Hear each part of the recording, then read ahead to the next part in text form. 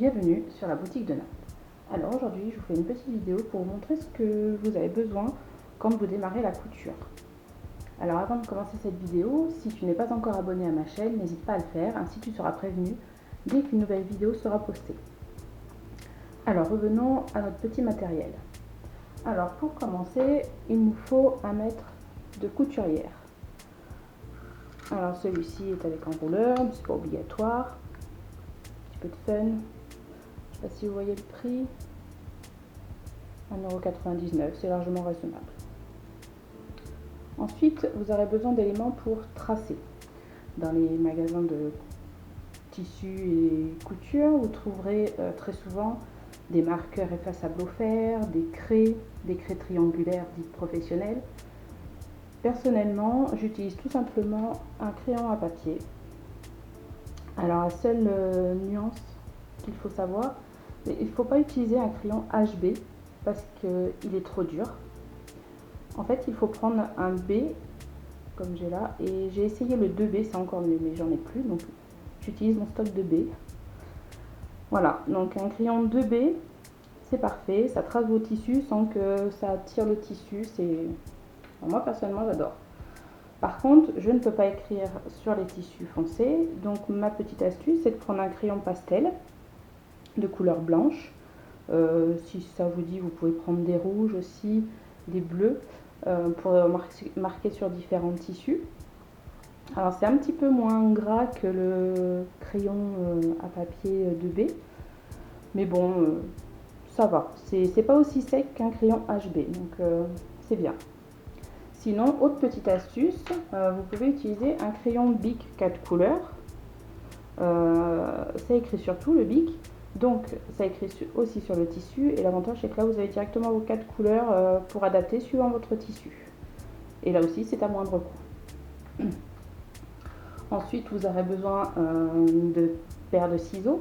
Alors quand j'ai commencé la couture, j'ai commencé tout simplement avec une paire de ciseaux classiques qu'on trouve en grande surface.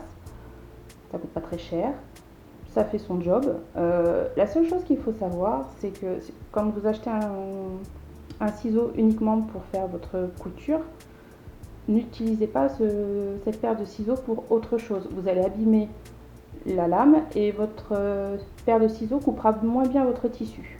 Donc réservez cette paire de ciseaux à vos travaux de couture. Alors après, vous pourrez très bien passer aux ciseaux de couture proprement dit, qui sont plus costauds et adaptés au job de couper du tissu. Mais là encore, pour commencer, vous n'avez pas besoin. C'est pas un investissement qui est obligatoire quand on commence la couture. Surtout que le prix n'est pas le même. Celui-là, je ne l'ai pas acheté très très cher pour un ciseau de couture, mais j'ai quand même mis entre 15 et 20 € je crois de mémoire. Donc c'est quand même pas le même budget qu'une paire de ciseaux lambda à 5 €. Ensuite, petits ciseaux, très pratiques. Donc on en trouve dans les Cultura et choses comme ça. Des ciseaux de précision. Alors pour la petite histoire, j'avais acheté une paire de ciseaux à Cultura justement, que j'ai payé 3 € environ. Et en fait, il s'avère qu'il n'était pas si pratique que ça parce que le bout, excusez-moi, le bout là, n'était pas assez pointu, donc pas assez précis. J'ai trouvé un ciseau chez Action à 80 centimes, il est au top. Voilà. Comme quoi, ça ne sert pas à grand chose parfois de mettre très cher sur des matériels. Ensuite, vous aurez besoin d'un petit lot d'épingles à tête.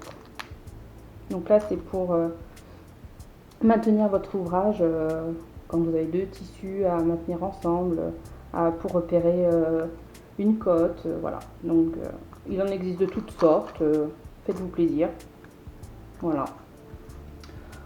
Ensuite, vous aurez besoin de règles. Alors moi j'ai investi dans un réglé de 50 cm.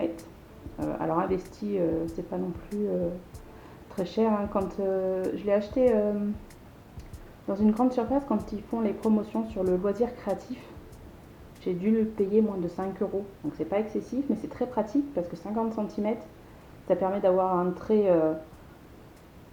droit Et de pas, quand vous voulez faire 1 mètre par exemple, si vous avez une règle de 30 cm, vous allez vous amuser à ce qu'elle soit vraiment droite. Alors que là, 50 cm, la petite astuce, c'est que vous faites votre premier 50 cm et après, vous prenez uniquement 25 cm que vous appliquez sur le trait déjà tracé et vous rallongez de 25 cm. Ainsi, ça évite que votre trait parte légèrement en biais et au final, votre cote sera plus au top et vous n'aurez plus les cotes voulues quand vous arriverez au bout de votre ouvrage. Alors je m'étais dit 50 cm c'est un peu juste quand on fait des grandes créations. Donc j'ai testé le mètre de couture qui fait pour le coup 1 mètre. Il est en bois.